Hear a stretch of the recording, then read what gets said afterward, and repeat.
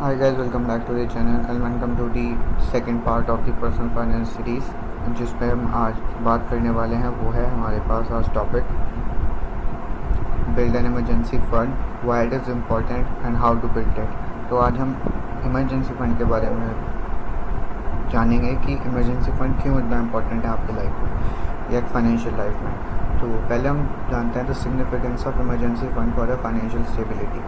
तो जैसे कि यहाँ पे लिखा हुआ है, in the journey of toward financial stability having an emergency fund is like having a safety net to the protect individual from unexpected financial blows. Life is unpredictable and unforeseen events such as medical emergencies, car repairs और sudden job loss can put a strains on anyone's finance. तो as we all know कि life is unpredictable and uncertain. Life में कभी भी कुछ भी हो सकता है, लाइक कोई मेडिकल इमरजेंसी आपकी फैमिली में हो या आपकी जॉब चली जाए अगर आप किसी प्राइवेट सेक्टर में काम करते हो, या इधर बिज़नेस में भी आप थोड़े लॉस में हो तो या बिज़नेस इतना अच्छा नहीं चल रहा, तो आपके पास उस सिचुएशन को हैंडल करने के लिए एक इमरजेंसी फंड होना बहुत बहुत ज़रूरी है।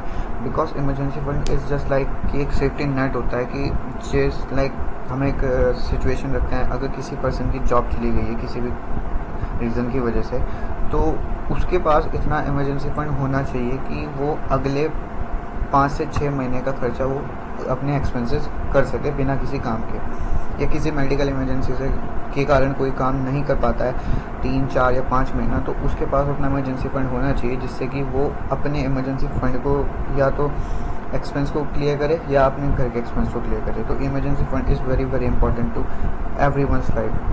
देन उसके बाद हम अगला टॉपिक हमारे पास है creating a budget for saving, making a room for an emergency fund. Like यहाँ पे लिखा है building an emergency fund requires discipline saving, कि आपको अगर इमरजेंसी फंड बनाना है तो आपको डिसिप्लिन सेविंग तो ज़रूर करनी पड़ेगी। You have to be discipline with your expense and savings too. Start by creating a budget to track income and expenses diligently. सबसे पहले अगर आपको बजट बनाना है, तो वैसे बजट बनाना ज़रूरी ही है, बनाना कोई ऑप्शन नहीं होता, बजट बनाना ही चाहिए, और या इमरजेंसी फंड बनाना ही चाहिए, कोई ऑप्शन नहीं है। तो सबसे पहले आपको एक बजट पहले अपने एक्सपेंसेस का बजट बनाइए या इधर अपने फाइनेंस का बजट बनाइए और उसमें देखिए कि आपके नेसेसरी एक्सपेंसेस कौन से हैं और अननेसेसरी एक्सपेंसेस कौन से हैं, और अननेसेसरी उसमें से फिर अननेसेसरी एक्सपेंसेस को कम करने का ट्राई कीजिए, और उस पैसे को जो आप अननेसेसरी एक्सपेंस जिससे करते हैं उस पैसे को आप डाइवर्ट कीजिए इमरजेंसी फंड बनाने के लिए। वो आपको ज़्यादा हेल्प करेगा in the future rather than आपके अननेसेसरी एक्सपेंस अगर आप किसी चीज़ों पर खर्च करते हो। Individuals need to identify areas where they can put back on non-essential spending and redirect those funds toward the emergency fund। वही लिखा हुआ है जो मैंने बताया कि आपको unnecessary expenses अपने हटाने होंगे और वो फंड रिडायरेक्ट करने होंगे इमरजेंसी फंड्स में। इमरजेंसी फंड एक बार मैं फिर बता देता हूँ, बहुत बहुत इंपॉर्टेंट है, क्योंकि emergency fund is just like अगर आपके पास चलिए कोई पर्सन है उसको मेडिकल इमरजेंसी है, उसे आज ही पैसा चाहिए बिल्स क्लियर करने के लिए मेडिकल के, बट उसके पास इमरजेंसी फंड नहीं है, बट उसके पास इन्वेस्टमेंट है। चलिए हम मानते हैं उसके पास इन्वेस्टमेंट है, म्यूचुअल फंड इन्वेस्टमेंट है, बॉन्ड्स में है, या इधर रियल एस्टेट में इन्वेस्टमेंट है, बट यहाँ पे रियल एस्टेट में तो लिक्विडिटी वैसे भी इतनी ज़्यादा नहीं होती है, पैसा इतनी जल्दी आप लिक्विडेट नहीं कर सकते, और म्यूचुअल फंड बॉन्ड्स में भी आपको एटलीस्ट 2 या 3 दिन लगते हैं आपके अकाउंट में पैसा आने के लिए। तो ऐसे टाइम पर इमरजेंसी फंड ही आपका लिए काम करेगा। एंड ये चीज़ आपको लोन से भी बचाएगी कि अगर आपके पास चलिए पैसे नहीं हैं और आपको एकदम से कुछ मेडिकल इमरजेंसी हो सकती है, कुछ भी किसी रीज़न से पैसे चाहिए, तो आप अधिकतर उसे किसी से बोरो ही करेंगे या लोन ही लेंगे। तो उस चीज़ से भी आपको ये बचाती है कि आपको डेट से भी बचाता है इमरजेंसी फंड, कि आपको अननेसेसरी जगहों पे या किसी भी चीज़ की वजह से एक मतलब बिन मतलब का डेट नहीं लेना पड़ता, और हायर एक्सपेंस और हायर इंटरेस्ट रेट पे, क्योंकि जब भी आप पैसे कुछ वैसे लेते हो लाइक इमरजेंसी के लिए तो वो मोस्टली आपको हायर इंटरेस्ट रेट पे मिलते हैं, तो ये चीज़ आपको उससे भी बचाती है। तो this why emergency fund is really जितनी इन्वेस्टमेंट आपके लिए इंपॉर्टेंट है उतनी आपके लिए इमरजेंसी फंड भी इतना इंपॉर्टेंट है। खाली इमरजेंसी फंड से भी आप एक फाइनेंशियल स्टेबिलिटी नहीं कर सकते, और खाली आप इन्वेस्टमेंट से भी फाइनेंशियल स्टेबिलिटी नहीं कर सकते, दोनों का अलाइनमेंट होना बहुत बहुत ज़रूरी है।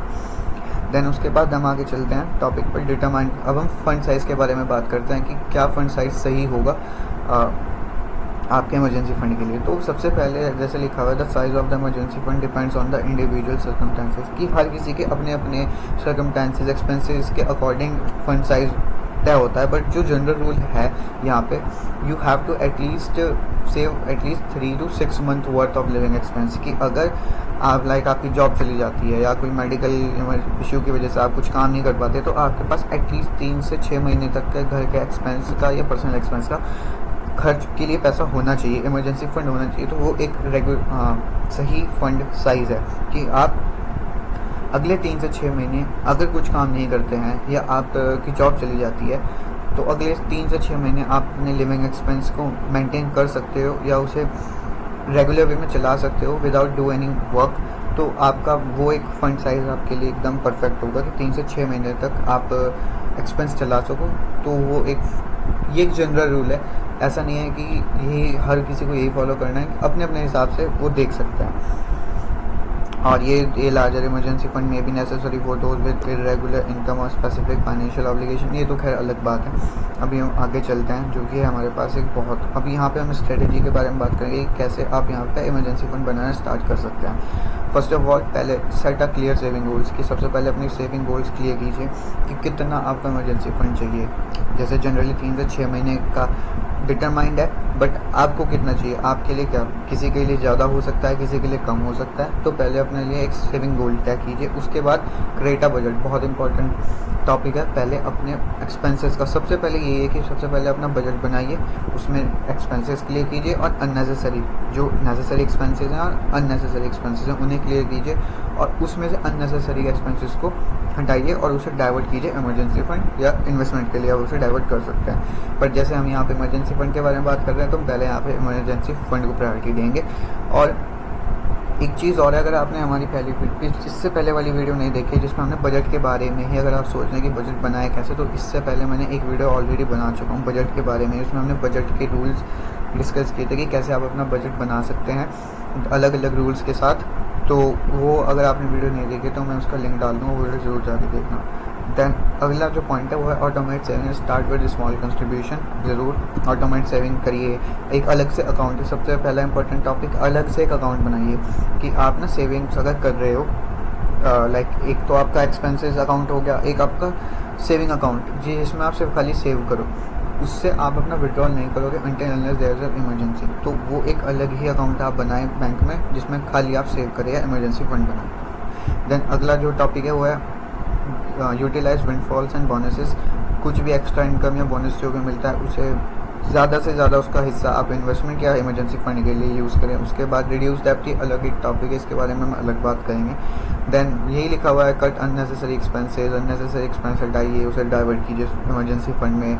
High yield saving account use कीजिए और स्टे कमिटेड। सबसे इंपॉर्टेंट टॉपिक है स्टे कमिटेड। एनीथिंग, हर चीज़ में आपको, अगर इन्वेस्टमेंट में आप बहुत अच्छा रिटर्न कमाना चाहते हैं, you have to be state committed. अगर आपको सेविंग्स करनी है तो आपको स्टे कमिटेड रहना पड़ेगा।